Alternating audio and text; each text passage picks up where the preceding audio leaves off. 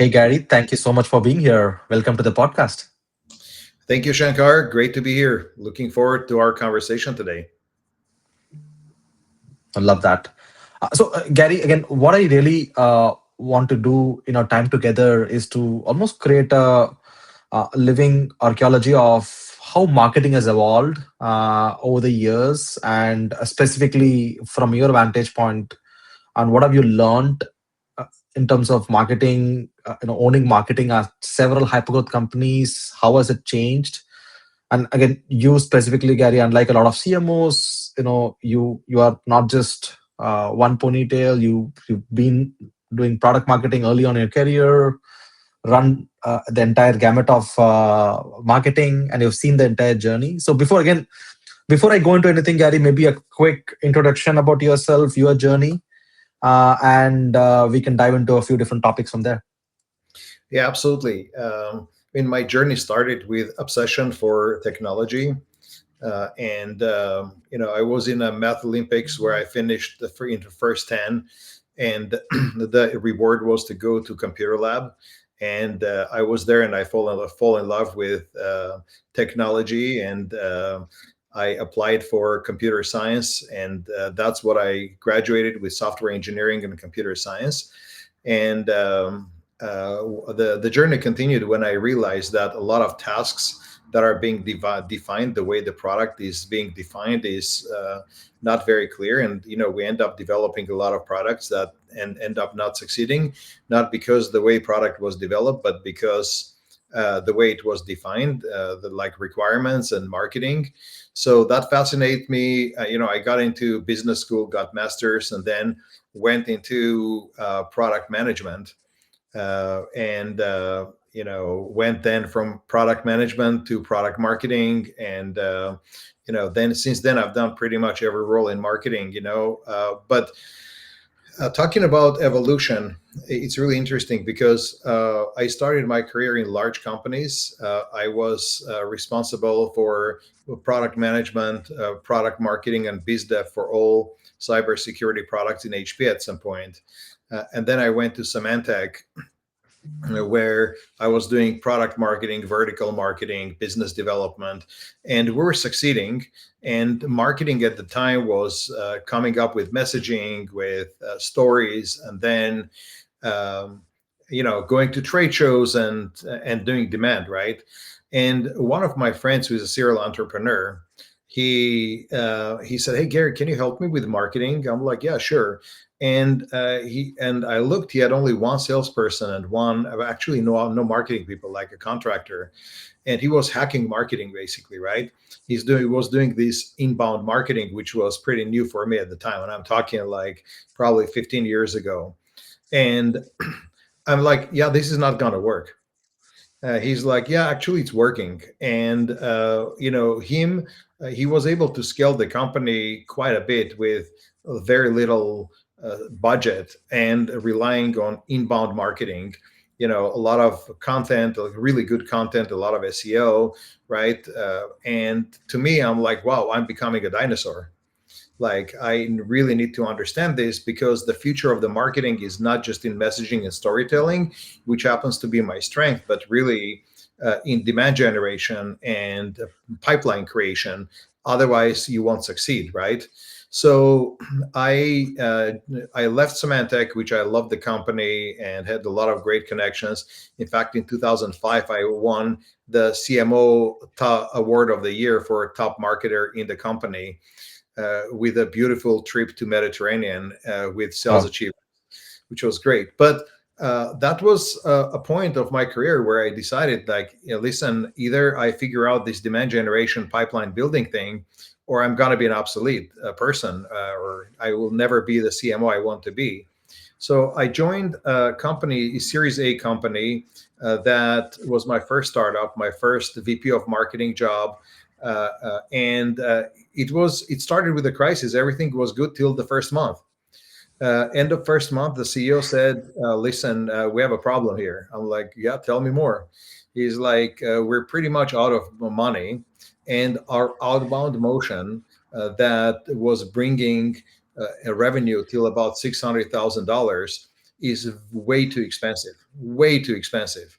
You need to figure out some inbound motion. Otherwise, we're going to run out of money. Nobody's going to, fund us anymore, right? So that was an existential moment. My first month in the company, first VP of marketing job, and I had to invent in hurry, right? I relied on experience that I learned from helping my friend, and basically build a complete stack where we went to 100% inbound marketing.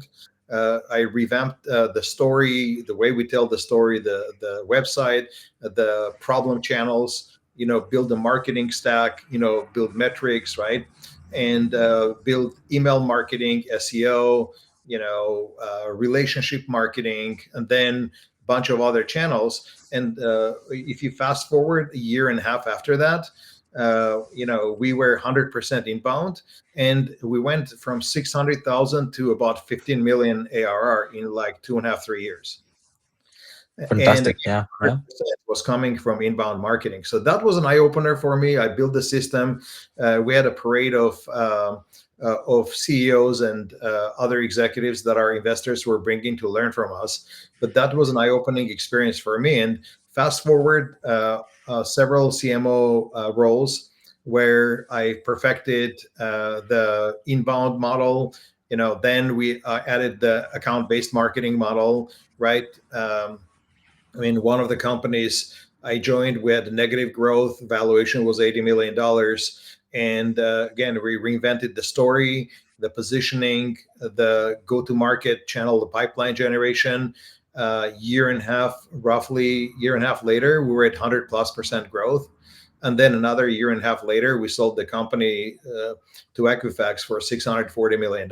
So that was a huge transformation. And again, it shows what's possible with a combination of storytelling and owning the pipeline. And since then, it's interesting because ABM became a thing, right? So we had to embrace that.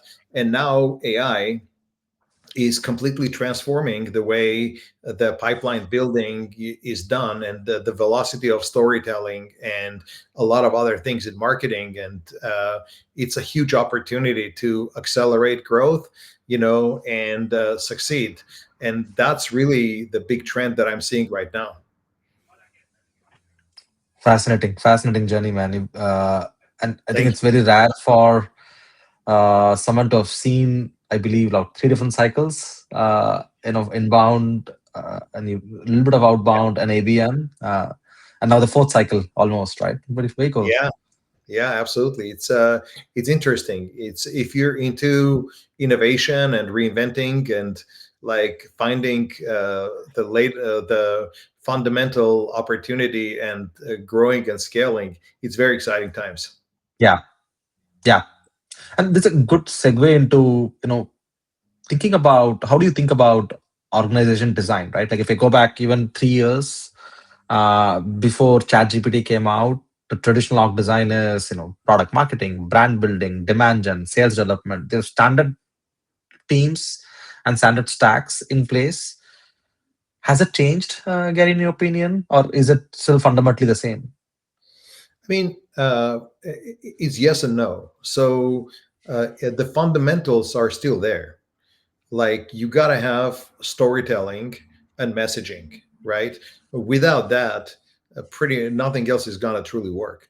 So there is this thing, called message market fit, right? Well familiar with what product market fit is, but you may have product market fit and you may not have a message market fit, and then you're not really success. There is no market fit, right?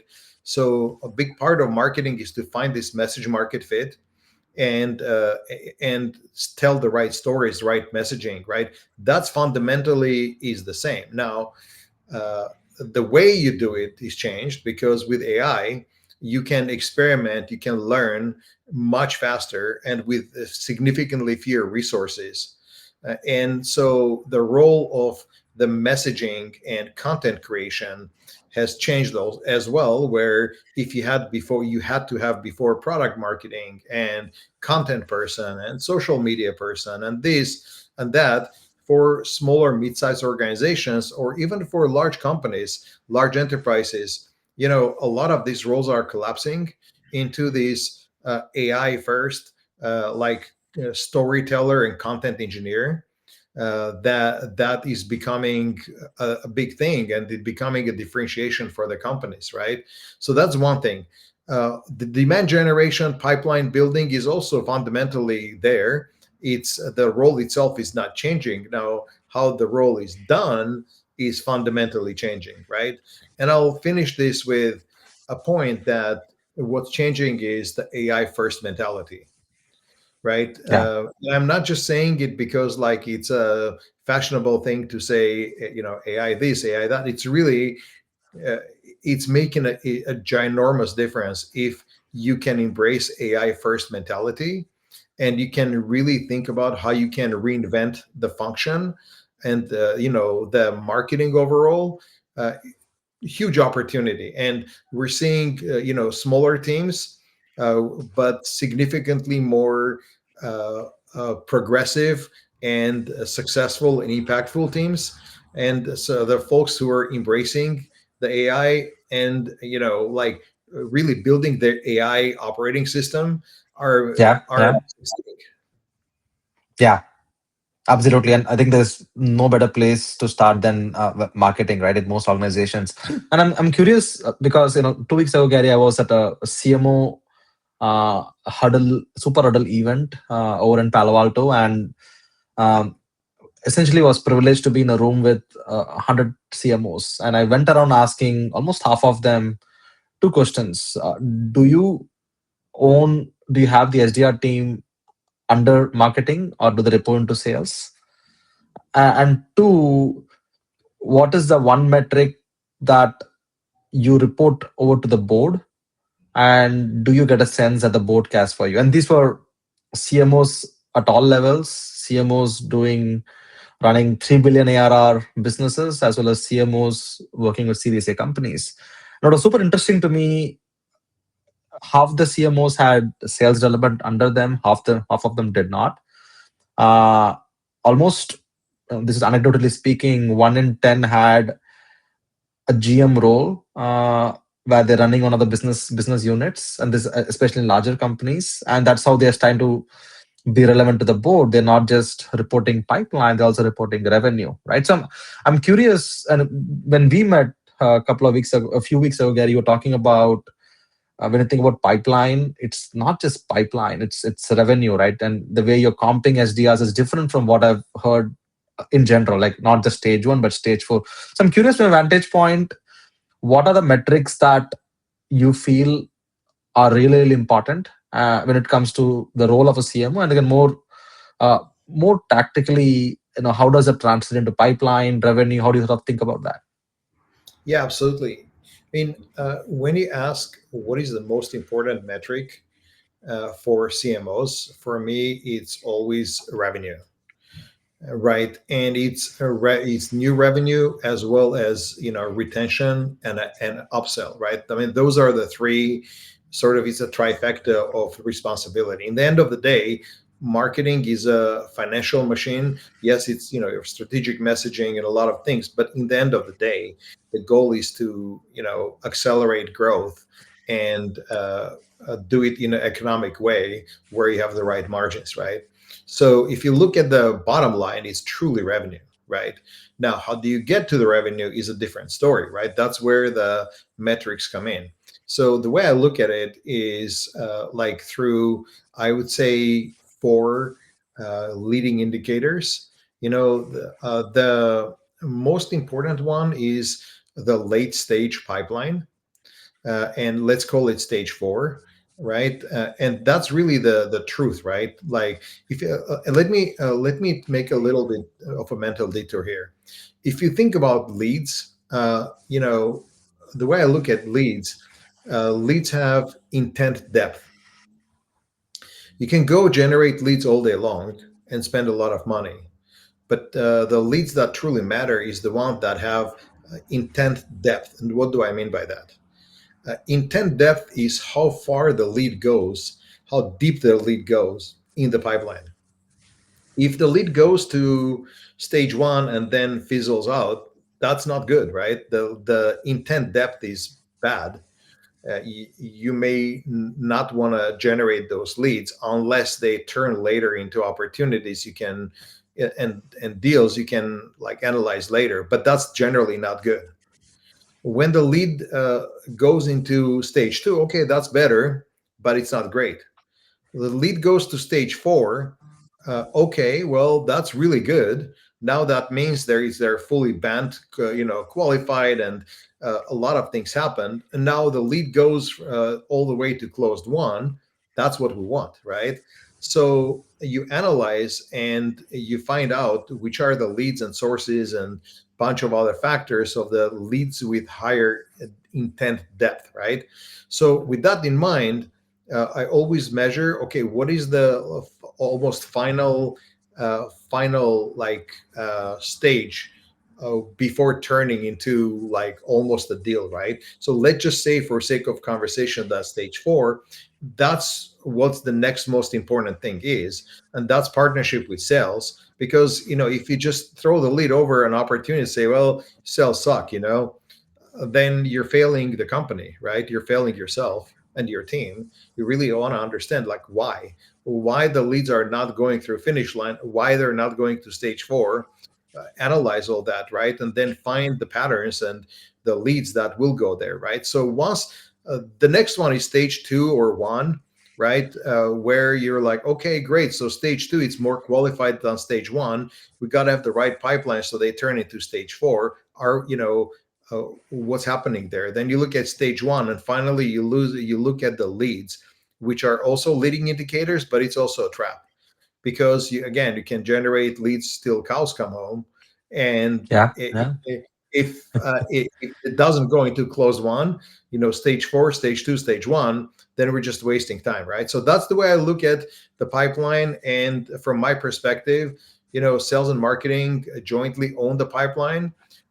But I mean, marketing owns the early pipeline. I would say, in this case, till like stage four, in partnership with sales. But again, marketing is responsible for conversions to closed one. And this is the right way to incentive, in my experience, the right way to incentivize the team, not just pipeline demand generation, growth marketing team, but also product marketing team. yeah, Uh, yeah, Incentivize based on closed one and stage four pipeline, right? Because the messaging, the materials, the sales enablement they produce makes a huge difference. yeah. Super fascinating, Gary. And I'm picking up on two key concepts here, which is new to me. I think the concept of intent depth, not just intent, but intent depth. And I think a lot of times we marketers don't emphasis on that. I'm curious to know your perspective, and also I love the way you framed it, where it's not just about the leads, it's about the revenue. And as subtle it is, if we go back in the inbound era, we were all looking at how do we maximize MQLs, and everything we're doing on MQLs, and then the nurture play to get them to SQLs. Uh, I also pick up that with intent depth coming in, that's not no longer true. Like just because someone downloads an ebook, 6 months later they're going to buy your software is no longer true, right? You have to think about it very differently. So I'm curious, Gary, maybe you can double click on intent depth as a concept, sort of how you sort of, what are the ingredients? Do you make it measurable? Curious how you think about that. Yeah, 100%. So that concept hit me in one of the companies, my second, I think, CMO role, where like I build with my a team, and with together with a team, we build a machine, an inbound marketing machine with ABM that took the company when I joined from like 16, 17 million to 80 million in like 3 years. So now you're talking scale, right? And that's AR, right? You're talking scale. You have a lot of leads, and you have the typical game where sales say, "Hey, I don't have enough good leads, and I don't have enough leads," and marketing is saying, "No, you don't know how to sell." So I got really fortunate. I had a great partner, CRO, which we partnered together, and as I literally spent several weekends going through every lead, like high quality lead, and finding out the life cycle, and like reading through Salesforce notes, like what happened, like how far did it go, why things happen. In fact, I ended up calling, so during the week, several of them, and asking what happened. Did we not follow up in the right way fast enough, or were they not looking for the right thing? Was it the wrong message, right? So if you think about that, that's where it hit me. Like, okay, so certain at a surface, but the intent that is relevant to buying is not there, because Yeah. they may be like in the wrong ICP, or maybe the ICP we had has shifted, drifted, and that part of ICP is not the right one anymore, but we're thinking that it's the right one and we're plowing money into that. Or maybe it's a certain channel of acquisition, or maybe it's a message or a campaign within that channel. Maybe those are the words that we're saying, right, in our messaging, that Yeah. attracting people that have a certain problem in mind that is not what we're solving, or we're solving that problem, but people are not finding it important enough to buy. Do you know what Yeah. I'm saying? So, Yeah. like, Yeah. those are some of the ingredients of the depth of the intent. And then, so when you do data analysis, and now with AI, you can do this much faster, right? You find out, okay, well, guess what? The best intent is coming from this part of ICP, whatever, this geography, this vertical, this role, et cetera, that we're acquiring in this kind of channels with this kind of messages. Okay, Yeah. great. We know what's converting. So now let's experiment. Let's add variables, like, will the same message work in a different channel? Right? Yeah. Let's A/B test, and let's change one variable at a time till we expand that success. On the other side, let's find what's not working. Uh, Yeah. and and if it's truly not working, find out why. Let's stop doing that, so we don't burn the money. Yes, we're getting leads, but we're fooling ourselves. But then a big caveat again is that you want to make sure that you're not prematurely killing leads, because some of them take time. As you Yeah. know, Yeah. brands take certain number of touches to get familiarized before people engage, right? So there is that. There is a nuance, but like once you account for that, you have a fairly clear picture. What is the intent, depth, and how to scale those leads. Fascinating. Very, very fascinating. Um, and also, what I'm also taking away here is we have to move away from this notion of maximize MQLs. If we did 100 MQLs last month, we have to, by rule, get 105 MQLs this month. Where versus we should be more focused on, hey, how much of those MQLs move to SQL? How much of that moved into a stage two, stage three, stage four opportunity, right? And how do we accelerate that much faster?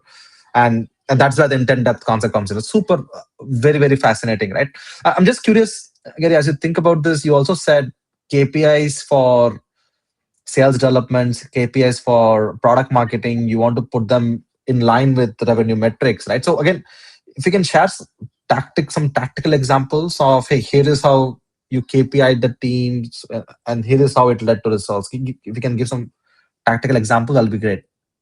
Sure, absolutely. So, in one of the companies that I joined, I inherited the SDR/BDR team.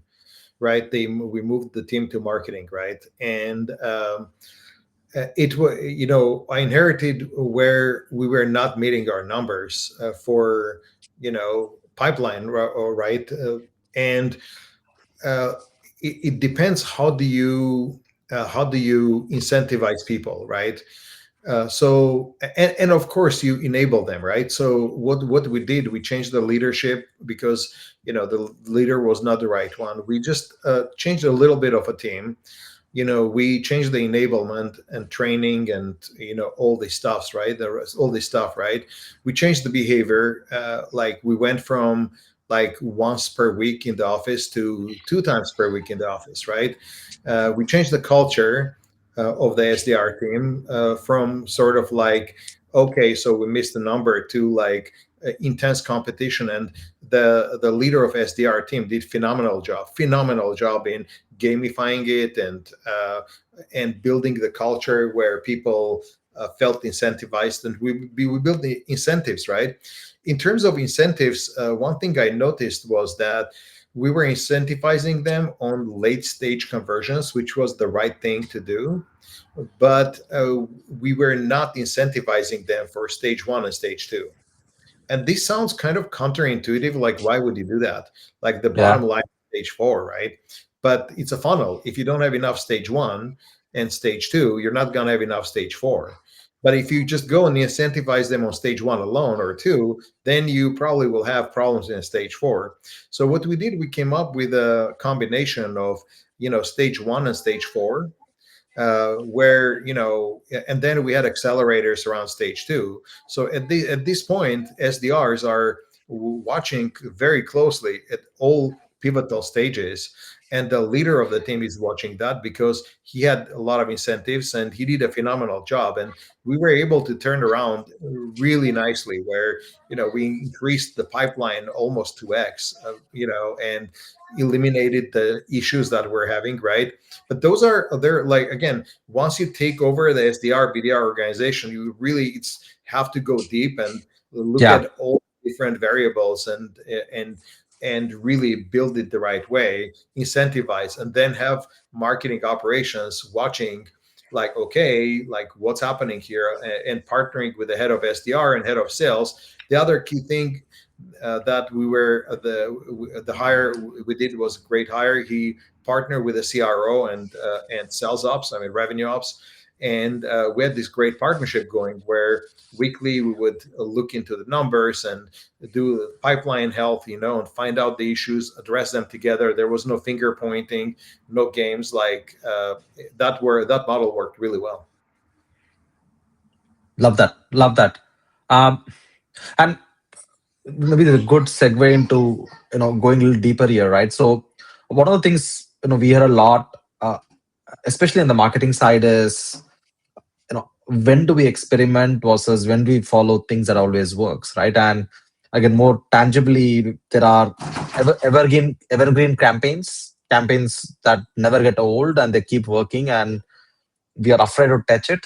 Like we power one of those. For example, many of our customers, we power champion tracking, where the idea that you need to engage your former buyers in the right way, not just put them into email cadence, nurture cadence. They need premium treatment. It's evergreen campaign. It's not one of those cases where you need to over engineer it, but you need to engineer it the right way. And then there are tactical campaigns. Like in our business, we're running end of year deal de-risking campaigns, like a big part of what we go to do it. It's like episodic. I'm just curious from your perspective, like how do you sort of treat evergreen versus episodic, in terms of mind share, time share, budget share? How do you sort of think about it? Yeah, like, let me give you a sports analogy.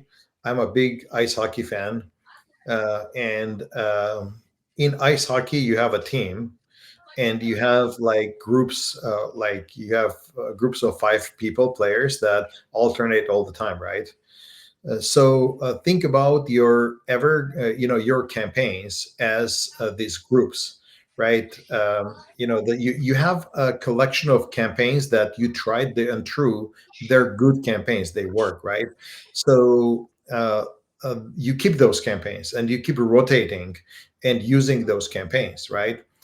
Now think about it this way: the team has some stars, right? But they also have some young players that show a lot of promise, or even some mega stars from other teams. You bring them, they may work or they may not work out, right? Same with the campaigns. You create new Yeah. campaigns. They may work, they may not work out, and that's fine. You want to fail fast, but you don't want to fail fast in a way that, oh yeah, I just threw this garbage campaign out. I did it very fast, and then it didn't work. Let's move on, right? There is this um, middle ground where you have enough of quality into the campaign, where you're not overthinking it and extend, overweighting, but you put the best effort. And if campaign works, great. If it doesn't, okay, I tried it, I moved on, right? But think about it. I always try to have a stable of like 8 to 10 campaigns and channels and everything that is working really well. But those campaigns age, the messages age. People Yeah. get used to the messaging, to visuals, to market shifts. You constantly got to reevaluate. And back to the ice hockey analogy, sometimes the best combinations of those five peoples, sometimes they stop working. So what the coach does, he alternates the players, and you have a new group of five that haven't played with each other for a while or ever, and sometimes a miracle or not a miracle, but a spark happens, and they win the game, right? And similar here, right? Like, okay, I'm running a campaign, against Amazon, like Amazon alternative. Well, it's working now. All of a sudden, Amazon introduced a new product, and my current message, the intent depth is going down. I mean, going up, which is not a good thing, right? And now I have to, reimagine my campaign. And the new campaign may work, update it, or it may not work. So you always have your winners, and you have Yeah. your like new campaigns, but you never get complacent with the winners. Yeah. Yeah. No, fascinating, right? Um, and how does this extend to brand, especially in the AI era, right? Like again, when we look at the marketplace, there are this insanely hyper growth companies like the Cursors, more recently the Gammas, and you look at them, extremely small team size. I was reading about, I forget the name of the company. They don't even have a product manager, and they're at 100 million ARR or $1 billion ARR, something like that, right? And uh, I look at these companies; they are community led brand building, like the kind of things they do on trolling on Twitter, or product hunting, right? News launch.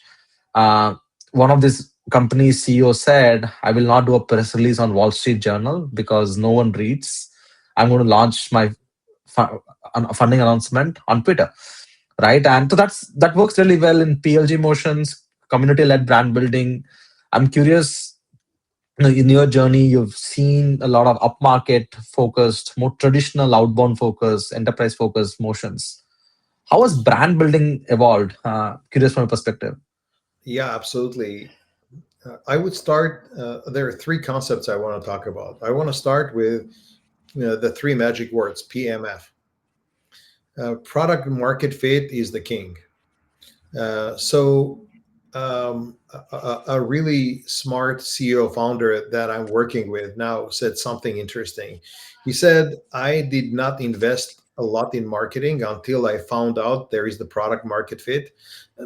And by having product market fit means that a lot of customers are coming to us themselves without spending lots of money on marketing, right? Without the product market fit, right? Now it's not always the case, but that is critical, especially now in the AI age. There is a huge opportunity to find the product market fit and keep on tweaking the product till you find it. And once you find it, it's amazing, right? The magic happens. Then people, your PLG happens. People start buying, and that's where you build your marketing brand, right? The story and the message, right? And the community and word of mouth and all the other things. It's like amplifying it big time, right? On the flip side, there are a lot of companies right now who are getting disrupted by AI, and by not just AI, but changing behavior of their ICPs, Yeah, and new companies that are much more like agile, and they're using AI and coming from different spaces and disrupting them, right? And once the product market fit is gone, like no matter how much money you spend on marketing, you're gonna see this very worrisome trend of your sales cycles getting extended, and your product all of a sudden not being essential, and the pipeline moving from one quarter to another quarter to another quarter. And that's like, if you're a doctor, those are the like those are the symptoms of the PMF sickness, right? And the Yeah. PMF remedy is not to throw more money in marketing or sales or blame marketing or blame sales.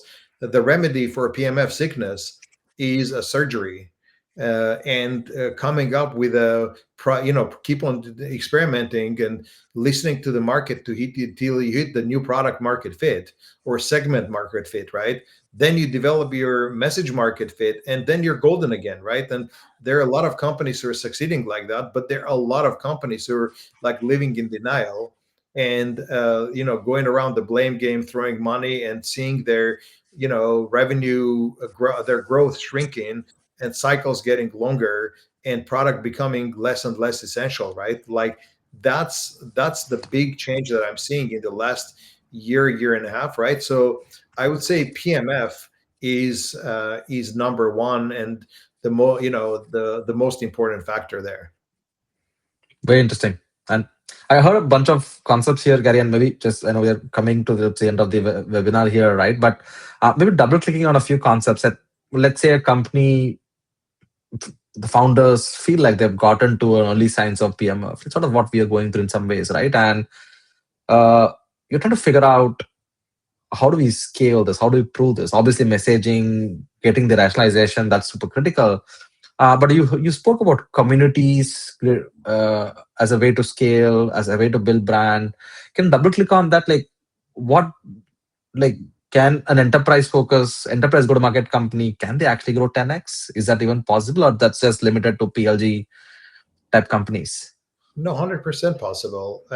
I mean, I'm working with a company that is growing 8x right now. It's an enterprise company, right? And again, PMF, PMF is the king. Once you feel you found the PMF, once the customers are coming to you, right, and without you heavily engaging in sales and like outbounding and stuff, right, then like you got to find the MMF, the message market fit, and that's what Yeah, marketing comes, right? You develop the right message, you really see which channels they're coming from, and if it's truly a PMF, right, then you use marketing to amplify that, going through the right channels, and yeah, building communities of the champions, and empowering them, turning them into champions, right? And they then bring, I mean, if you haven't listened to, I would strongly recommend to listen to the podcast from Gamma's, one of the Gamma's co-founders. I think this was like end of last week. I listened to, like, I met yeah, Gamma, CEO founder at the, earlier this year. Tried the product, the way it's built, it's so amazing, that like I've been using and I've been championing and I'm sharing, and like that's what you want to do, and product will accomplish it, but also the messaging, the yeah, communities, how you do that. Look how what Lovable is doing, right? That makes it's just different type of marketing. It's not at this point, it's not about burning money and yeah, hiring like 1,000 SDRs who spam everybody, right? It's more about storytelling and like feeding that PMF, creating communities, right? And finding the right use cases, amplifying these use cases, making sure your product and your social and your website tell the right story and have the right channels for people to come in, educate themselves on those use cases, and easily convert without heavy sales motion. yeah. Fascinating. Yeah, I mean, so much has changed, yet so little has changed. Is what I'm picking up as well. Absolutely. Do the basics right, right? Love that. Yeah. This is a good segue. This is one of the last, probably the last topic here on for this podcast. Like, uh, you've seen the journey to product marketing, to overall marketing, right? And my understanding is pricing as a topic has also changed hands over the years. Like, go back 20 years, it was a product function. Go back 10 years, probably product marketing function. Some in the middle, a lot of companies had sales have a big say on product pricing, packaging, right? And how do you see that evolve, especially in scale up companies? If you're at 10 million, trying to quadruple next year, like how does, and especially with AI LLMs tokenization of pricing. How do you see that evolve, and who owns that, and what's the evolution of the next couple of years, in your opinion? Yeah, in my opinion, my experience, for companies that are not mega corporations, the CEO owns the pricing. The CEO overall owns GTM. Once CEO like offloads GTM or pricing, it's a recipe for not a disaster, but it's a big risk, right? Now, and the reason why is because it includes so many functions, right? From like, okay, from marketing to sales to retention to support, right?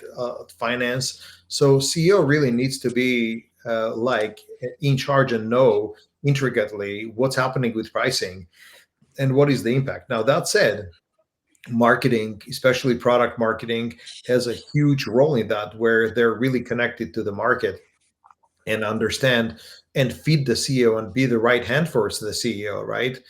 Sales has a function, of course, because they talk to customers all day long. But oftentimes sales say, "Hey, the reason we're not selling is because of it's too expensive." Okay, I mean, classic problem, right? Is that the case, or maybe we don't have the right story? Maybe we don't have the right product. Maybe it's not the right lead, right? So, but it's very important voice to hear from sales, and then there is retention. Like what is the yeah, was it the right price when we're renewing? I mean, people may have paid too much or too little, and it's having an impact on retention. So it's a team sport where Yeah, marketing has a huge role. But in the end of the day, I believe that the CEO or general manager in the bigger companies need to ultimately own that and be quarterbacking it. love that. Love that. And it's a team sport at the end of the day. And the Absolutely. owner of the business has a big role to play. Love that. This has been fascinating, Gary. We are entering the last section here. We call it the rapid fire section. As the word says, we're going to ask 2 to 3 questions.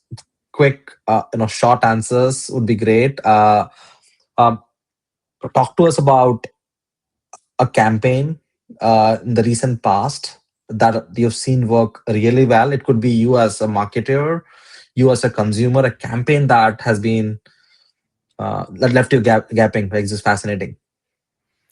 Yeah, I would say lately I've been seeing LinkedIn organic campaigns that you come up, the CEO or a subject matter expert comes up with a really deep, insightful content. I mean, idea, and then of course marketing helps to develop the content and stuff, right? But it's so deep, it's so insightful, and the way the message is done is in a way that grabs people attention. And then you have a conversion method like, hey, like write whatever in the comments, right? But then you use AI engine to quickly evaluate people who are requesting it, identify the top opportunities, and with a bunch of other signals immediately reach out with AI agents and turn that into a quick pipeline. I'm seeing that working really nicely in the era now where SEO is like tanking and geo is kind of like changing all the time with AIO, and a bunch of other channels are kind of in flux. Like this type of a campaign, I've seen a big success with. Love that. Love that. Uh, Second question is, name a marketer that you're a fan of that has left a deep mark in the way you think about marketing. Yeah, I mean, I'm gonna go back to many, many years. Al Rees and Jack Trout, they wrote a book, several books. One is Differentiate or Die, and the other one is Positioning the Battle for Your Mind. I mean, those are some deep times when marketers forget when we get deep into the weeds. But in the end of the day, if you don't differentiate, you die. The battle happens in the mind of the prospective buyers with positioning. And this is my point about message market fit, where if you have the right positioning, the right differentiation with the right PMF, you're golden. And right Yeah, execution, right? Like without execution, it will be all staying theory. totally resonate with that. And last question here: name a AI product or a product that has won you over for, and the reasons you have really like the product. Yeah, I would say Gamma. I mean, I did not think I'm gonna like it. I'll give you two products. One is Gamma, one is Lovable. Right? Gamma is changing the way the presentations are done. Like literally, what used to take a week or two in preparing and doing now can take a day or less if you really learn how to work it, and they're constantly improving. The other one is Lovable. Like the way Lovable has changed again. Like I'm a power user of Lovable, the way it's changed where you can turn your messaging into concepts, visual concepts and apps, and like the whole idea of vibe coding is absolutely amazing, and it making a huge difference. Maybe because I have a software engineering background, it's like so fascinating to me, but Yeah, like yeah, game changer for CMOs and for marketers. And I'll finally I say Claude, because Claude has now this like semi programming language where you can create like .md file, not just for creating apps but for like creating brand guidelines. And if you figure out how to do that, actually makes a huge difference. In the end of the day, it's one tools, yes, but number two, how deep you operate those tools, that will make the biggest difference. fascinating. A lot of all of them are time to value is just gone from weeks and hours to days and minutes, right? Fascinating, and love the fact that a marketer is talking about Lovable. And I know you come from a software background, but that's the PMF they've unlocked. Fascinating. Gary, thank you so much. I enjoyed this conversation. I'm taking home personally a bunch of new concepts like intent depth, MMF. I'm going to apply some of those to my own business. Hopefully, the viewers have gotten great value as well. I really appreciate the time and the conversation. Hopefully, we get to do it one more time sometime the next year. But really appreciate everything here. Thank you so much. Sounds good, Shankar. Thank you so much for the opportunity. Really enjoyed the conversation as well. Thank Thank you. you. Have a good one. Yeah. Cheers. Thank you too. See you. Bye.